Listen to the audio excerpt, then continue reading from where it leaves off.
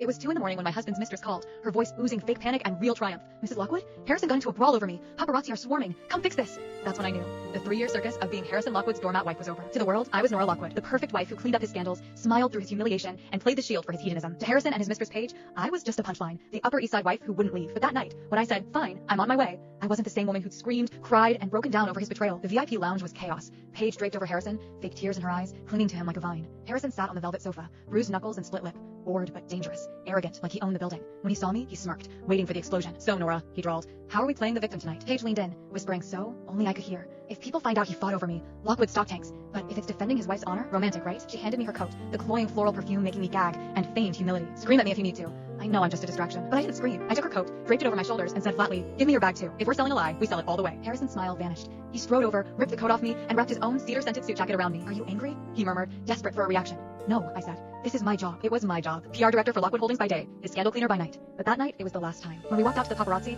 flashbulbs blinding, I lied smoothly. My husband was defending guests from an intoxicated man, strictly for venue security. Harrison stared at me, stunned. He had no idea how good I'd gotten at lying for him, how long I'd been planning my escape. He followed me home, a first in 6 months of Cold War.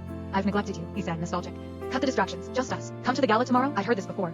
3 years of empty promises, 8 distractions he cycled through, all while letting Paige torment me. When he reached for my left hand, he froze. "Nora, where's your ring?" The 12-carat Tiffany cushion cut, symbol of the Lockwood fortune, was gone. I'd sold it, along with every other expensive gift he'd given me, for enough to fund my new startup. "At the jeweler's," I lied. Then Paige called, her sweet voice blaring over Bluetooth. "Don't fight for me again, Harrison. I hate making your wife unhappy." He cranked the volume, waiting for me to snap. I just checked my nails. He laughed, coaxing. "Say the word, and I'll fire her." But I heard the truth. He knew Paige was cruel, knew she undermined me, and he didn't care. "Forget it," I said. "Paige understands you. Leave her be." His eyes turned to contempt. "You'd give up your title if that's what you want?" I said. I was ready. 2 days later, I walked into the Venture Capital Summit as Nora Kingsbury, not Mrs. Lockwood. Paige found me first, gloating. "Harrison's busy with investors. Should I pencil you in for next week?" She leaned in, sneering. "All those scandals? Smoke screens to hide me? He's been paying my tuition since high school." I almost laughed. "If he loves you so much, why are you still his assistant? Why am I still his wife?" Her smile faltered. I turned to Carter Sterling, a top investor, and handed him my card. Before we could talk, Harrison appeared. "Playing investor now?" he mocked, snatching my business plan. He handed it to Paige. "Lockwood Corp funds 120%. You run it." He gave my dreams to his mistress like a party favor. That's when I found him in the corridor, handed him divorce papers, and said, "I'm done being the punchline. Being Mrs. Lockwood is a job." I quit. He lost it, grabbing my arm, furious. He expected a tantrum, tears, a beg for forgiveness, but I felt nothing. I slipped away, and he didn't stop me. A week later, his world crumbled. The auction house called. He found out I'd sold every piece of jewelry he'd given me.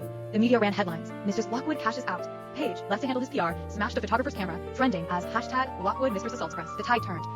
#Team Nora trended, with stories of how I'd always treated staff kindly, how I'd cleaned up his messes alone. Harrison spent a fortune buying back my jewelry, then called, blocked, texted, undelivered. He fired Paige, flew to find me, and begged, "I'll change. I'll transfer all my assets to you." One more chance, but here's the twist. Harrison isn't the only one who lost something. Did I really destroy him? Or did he destroy himself? What secret did I hide in my startup funding that he never found? The full story, all the lies, the betrayal, and the sweetest revenge is on my homepage. Click my profile now. It's free, and you'll never guess how I turned his arrogance into my fortune. Don't miss it.